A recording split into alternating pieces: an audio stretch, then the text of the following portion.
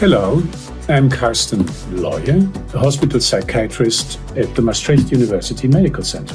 And I'm Desiree Vrijens, I'm a urologist, also in Maastricht. We want to invite you to our state-of-the-art lecture on Friday, the 9th of October. The brain. And the bladder.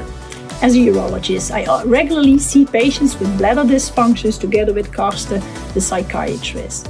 Because bladder function is a complex interplay between the lower urinary tract and the brain.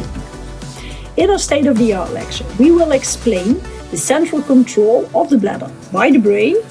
And also the peripheral neural input concerning behaviour, cognition, emotion and autonomic function. Yes.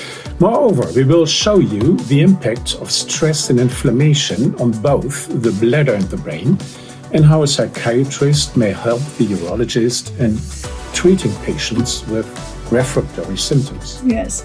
We will describe the bidirectional relationship between affective conditions such as anxiety and depression and bladder dysfunction. In this interdisciplinary session, urology and psychiatry begin from their own perspectives, but gradually converging and mirroring the clinical reality in which mind and bladder are inseparably connected. So we would both invite you to join us. We hope to see you there. Bye. Bye-bye.